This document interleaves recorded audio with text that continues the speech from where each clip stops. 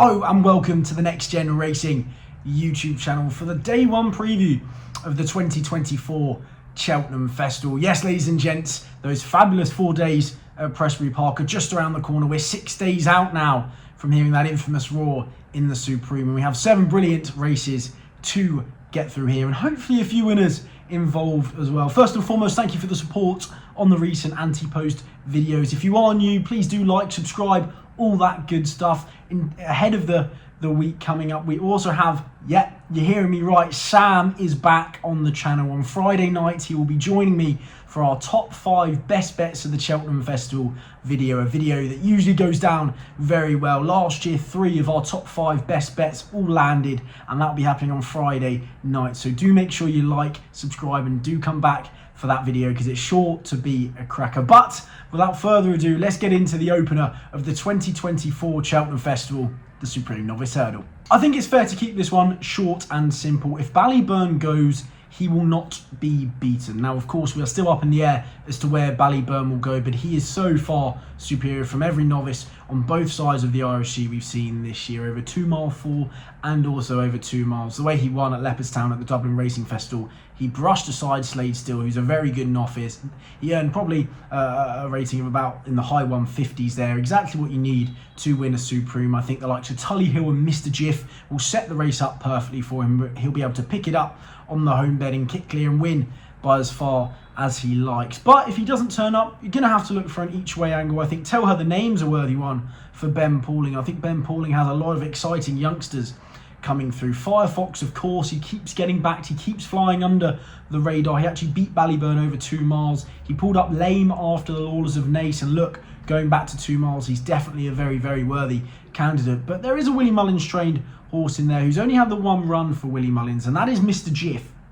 And he's about 20 to 1 at this moment in time. He's only had the 1 run for Willie Mullins, but he's very experienced in the racing sphere. He had 9 runs on the flat in France and also 2 over hurdles in France before moving to the Willie Mullins yard for €190,000. And he couldn't really be more impressive on his debut at Limerick. He went out in front, jumped nicely, slowed it down, and then kicked clear in very, very good style. He hasn't beaten too much whatsoever, but I thought he oozed class that day, and I think Simon Munier and Isaac Schwade have a very, very strong hand at this Cheltenham Festival, even including in the Arkle, which we'll go into in a second. But I just think Mr. Jiff, he's one that could definitely take a leap forward. Of course, he has had the 3 runs over hurdles, which is very encouraging. Willie Mullins has only sent 4 horses here to the Supreme in the last 10 years, with French hurdle form in their bag, and that accounts for 3 winners and a second. So the fact that he's sending Mr. Jiff here definitely means he thinks a lot of him. He's around the 16-20 to 1 mark. If Ballyburn turns up, he will not be beaten. But if he doesn't, I think Mr. Jiff is definitely in with a squeak. Onto the Arkle, and a very open Arkle, and a Marine Nationale-less Arkle, of course. Il Était Temps is heading the market with Founder 50 there. Il Était Temps, I think he might find Cheltenham a little bit too sharp. Of course, he won at the Dublin Racing Festival over that extended 2 miles and a furlong. I think this 1 mile, 7 furlongs and 199 yards could actually be a touch on the sharp side for him. Founder 50 jumps to his right. I'm not too sure he's good enough. And there's one here who I think can hopefully improve past him. And it's for the exact same combination as the Supreme. It's Willie Mullins and Simon Munier and Isaac Schwade. And they have Hunter's Yarn here, who is on his 3rd chase start here. But on his 2nd chase start, he cantered all over them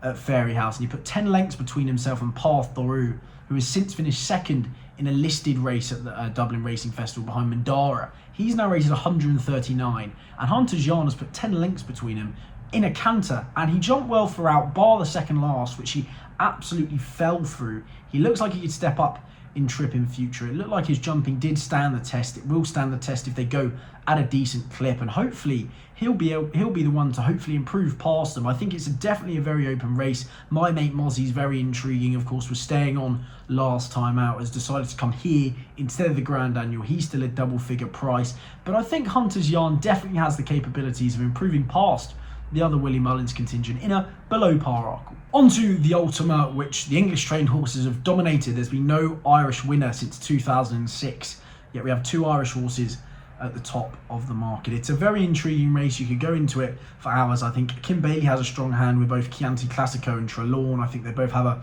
very nice profile for this, unexposed. They're novices, they're improving, and I think they're very aesthetically pleasing in terms of the race. But there's two more one definitely more seasoned horse, but a pair of 20-to-1 shots who I think could be worth signing with. It's the Tizard train Eldorado Allen, if he goes here at 20-to-1, and I'm not too sure if he is going to go for this, but if he does, I think he's worthy of his 20-to-1 price. I mean, I think he's been pigeonholed into being a stout stayer these days, and I probably would agree with that, to be honest. But I think he could run a big race off a big weight. Last year he was running in a Gold Cup off a mark of 161. Now he's off 153, and he ran a great race in the Coral Gold Cup, finishing 4th there. He was settled in at the rear of the field, travelled nicely throughout, and stayed on to the line just behind Monbeg Genius. He is now off a workable mark. He's still going to be carrying a fair lump of weight, but if he does come here and it does turn into a bit of a stamina test, I think Eldorado Allen has definitely a chance of coming a place there. And another one, if he does turn up,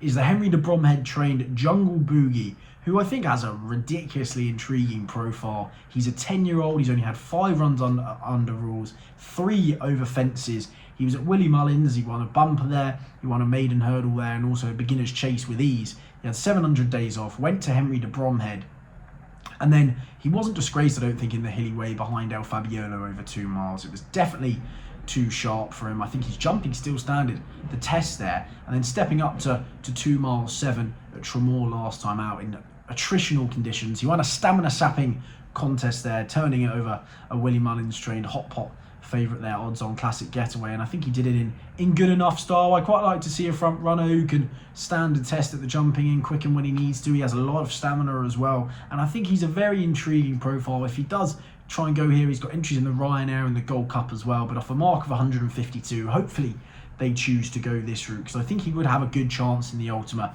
at around 20-to-1. So I've got involved in on-runner no bet, but I think there's a pair there, Eldorado Allen and Jungle Boogie, who are slightly off the beaten track but could put up a good performance. The champion hurdle, of course, a Constitution Hill-less champion hurdle, and it is Stateman's penalty kick. He's 2-to-5 to win it here, and I think he probably deserves a champion hurdle. He's been around at the wrong time with Constitution Hill, and I think this is a penalty kick. I don't think it's a race you can spend too long looking at, really. You can try and find without the favourite. I think if Irish Point comes here, he's going to be a very worthy second favourite, and he's probably going to boot home in second for a nice bit of prize money there for the Gordon Elliott yard. But Stateman, he is deserving of this. He put Bob Oliger to the sword by 5.5 lengths last time out. He's as consistent as anything, and I think a 60% Stateman will win this. Probably a 50% Stateman will win this. So if 100% Stateman turns up to the champion hurdle, I think it would be a bit of a procession. We go on now, we're halfway through the card to the Mares hurdle, where Lossiemouth is an 8-to-11 favourite, and a worthy 8-to-11 favourite. She was very impressive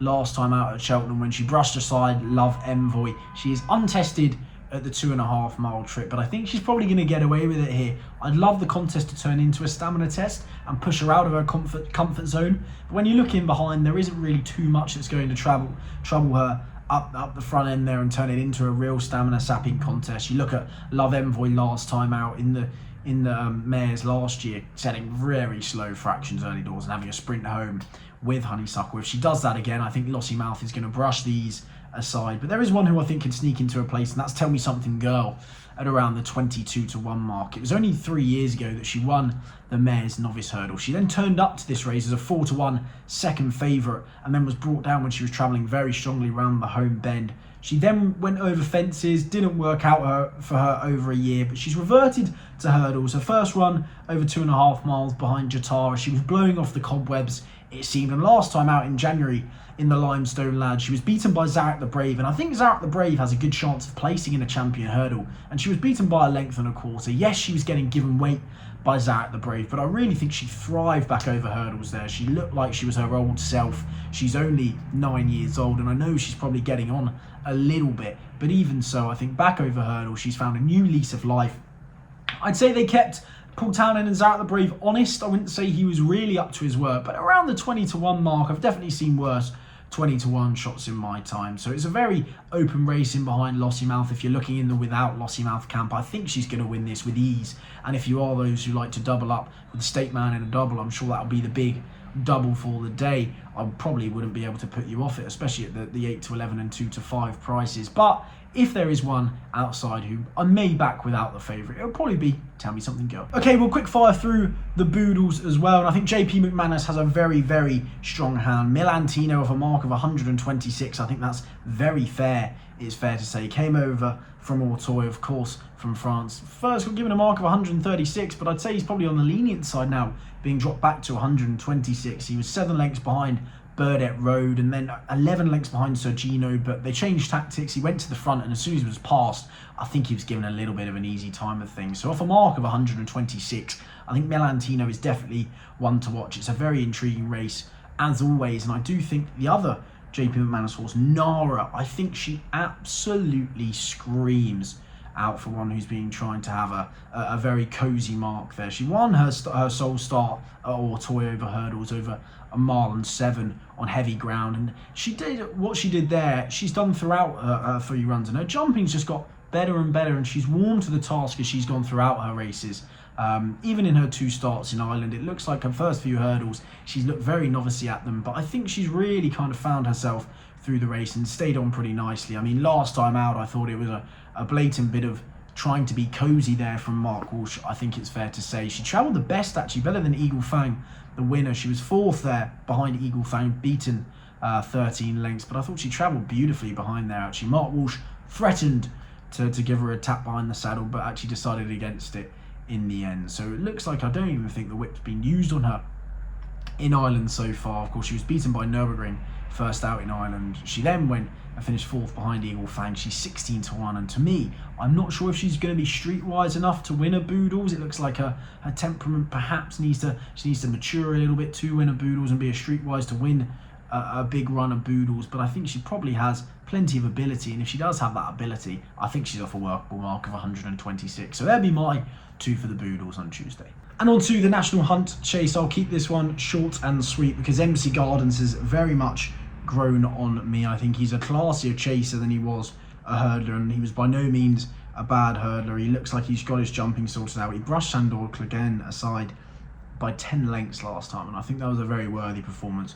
For me, Corbett's Cross looks like he probably has a bit more ability, but he's just got so many quirks, hasn't he? He likes to play up a little bit on the big occasion. There is one for me. I think Kilbay King could have run a big race at a price, but it looks like the ground's gone against him a little bit. I think he's crying out for a marathon trip. But for me, Embassy Gardens, he's only 5-2, but I think he's just going to go in the National Hunt Chase. And there we have it. That is the day 1 preview for the Cheltenham Festival 2024. As I say, if you do like the video, make sure you like, subscribe, and follow for more. Do also check us out on Twitter as well, where we'll have our final selections. And Sam, of course, is going to be back on Friday for our top 5 best bets of the Cheltenham Festival. So do make sure you return for that one. If you haven't already, do go watch some of the anti-post videos we have there as well. But it's ticking ever so close, and we'll be back tomorrow for our Wednesday preview.